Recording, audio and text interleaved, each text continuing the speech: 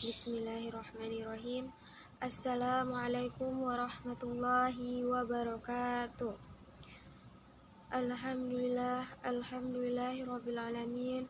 Wassalatu wassalamu ala asrofil anbiya'i wal mursalin wa ala alihi wa sahbihi rasulillahi ajma'in. Amma ba'du. Puji syukur marilah kita panjatkan kehadirat Allah Subhanahu wa ta'ala, yang mana dengan limpahan berkat dan rahmatnya hingga saat ini kita semua masih diberi kesehatan dan umur panjang. Salawat beserta salam tidak lupa senantiasa tercurahkan kepada junjungan alam, yakni Nabi Muhammad SAW, dengan mengucapkan Allahumma sholli ala Sayyidina Muhammad wa ala ali Sayyidina Muhammad. Semoga di yaumil akhir nanti kita semua diakui sebagai umatnya beliau. Amin amin ya rabbal alamin. Materi-materi yang sudah dijelaskan dan dijabarkan oleh pemateri luar biasa kita, yakni Bapak Dr. Aulia Azhar STMSI selaku Kepala Departemen Pendidikan IPA bersama Bapak Adnan Arafani MED Cons.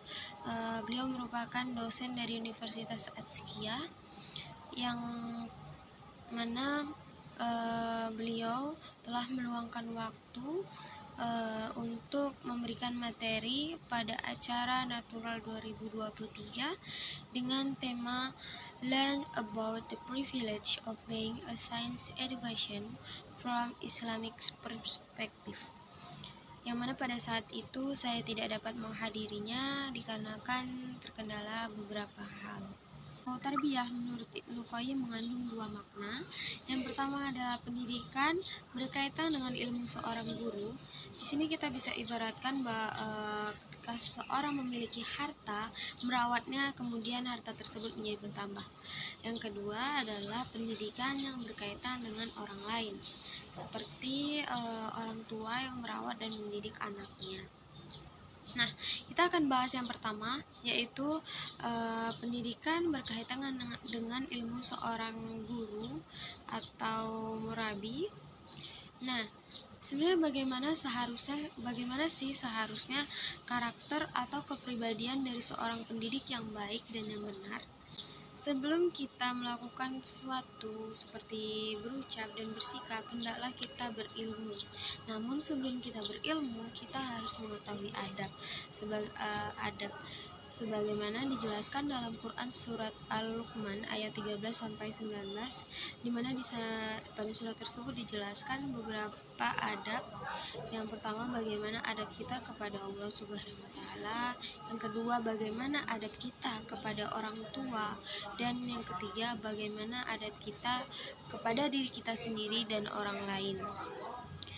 Seorang yang beradab bisa dikatakan orang yang berilmu, sedangkan orang yang berilmu tidak bisa dikatakan sebagai orang yang beradab. Oleh sebab itu, pentingnya kita untuk mempelajari adab terlebih dahulu. Bagaimana cara kita menjadi seorang pendidik yang berkarakter dan berkepribadian serta memiliki adab dan ilmu, semua kembali lagi dalam diri kita, karena setiap individu memiliki kemampuan untuk memimpin dirinya sendiri dalam bidang yang mereka inginkan. Nah, ternyata dalam hidup ada beberapa hal yang bisa kita kendalikan dan beberapa hal yang tidak bisa kita kendalikan. Nah, ketika kita ingin menjadi orang yang beradab dan berilmu, kita harus berfokus kepada apa yang bisa kita kendalikan. Karena apa yang tidak bisa kita kendalikan sudah jelas bahwa itu tidak bisa kita kendalikan. Lalu mengapa kita berfokus kepada sesuatu yang tidak bisa kita kendalikan? Nah, apa saja yang tidak bisa kita kendalikan? Kita sama-sama tahu bahwa kita tidak bisa mengendalikan masa lalu.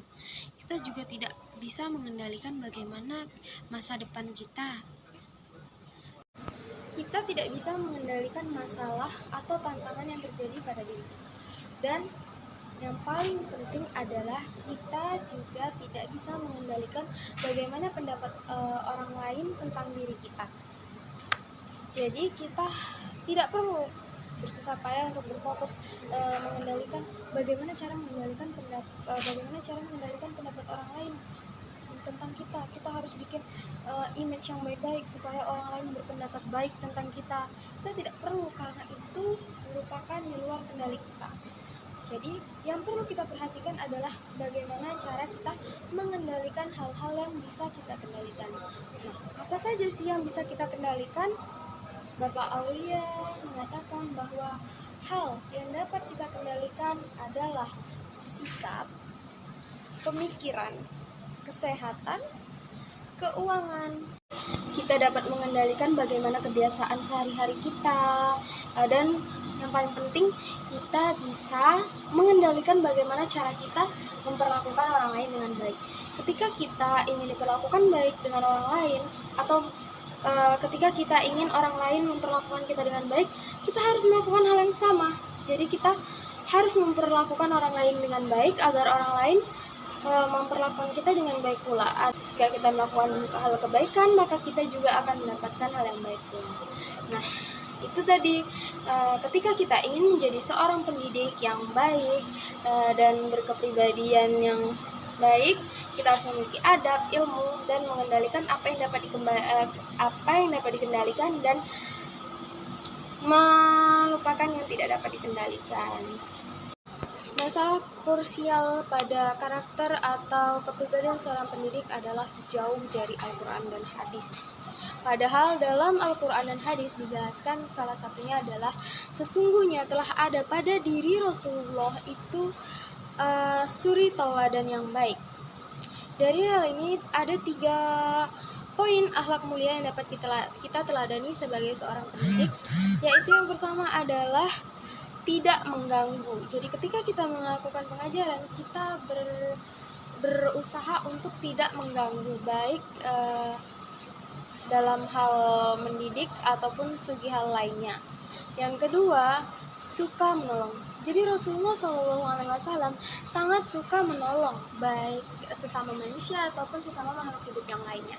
Poin yang ketiga apa? Poin yang ketiga adalah suka senyum, optimis, dan berwajah ceria. Bagaimana profesi mengajar dengan profesi lainnya?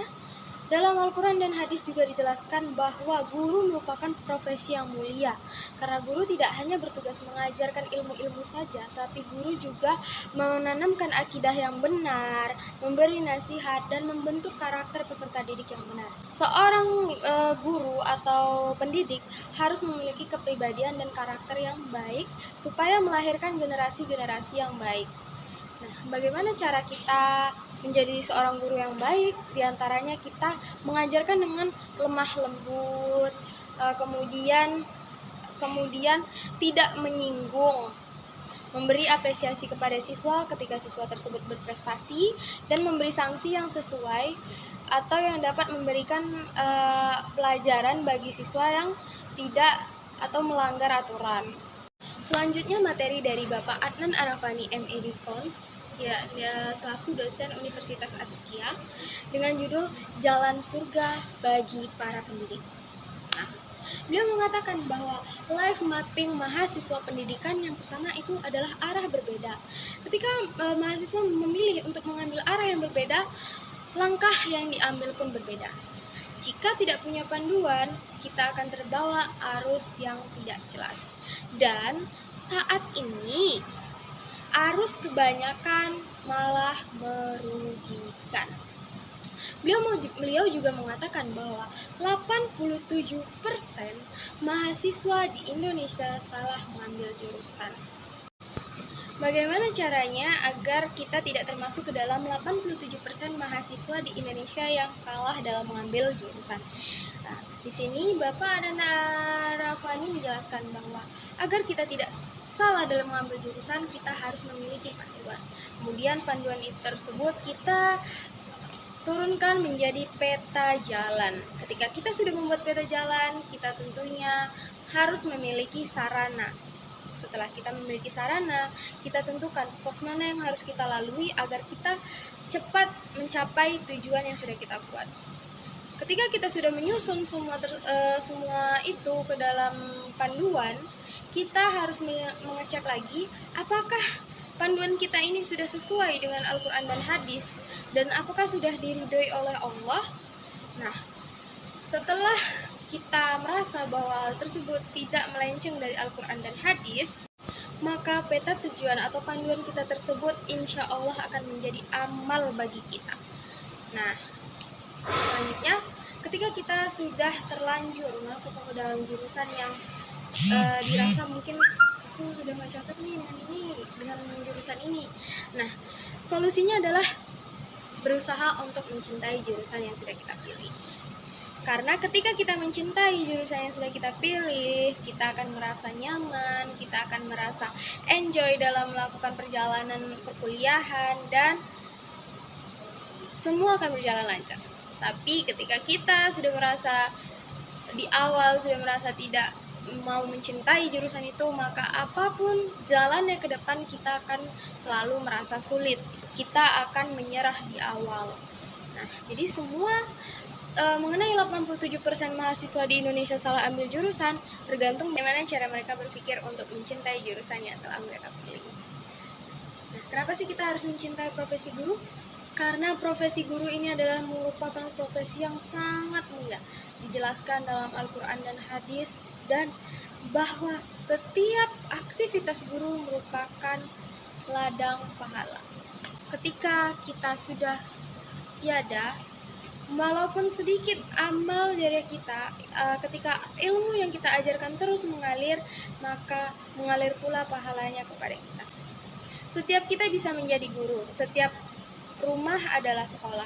Jadi, baiklah, mungkin itu saja rangkuman pembahasan materi dari pemateri-pemateri luar biasa kita, yakni Dr. Aulia Azhar ST MSI selaku Kepala Departemen Pendidikan IPA, dan Bapak Adnan Arafani MED Cons dari selaku dosen Universitas Atskia yang dapat saya bahas.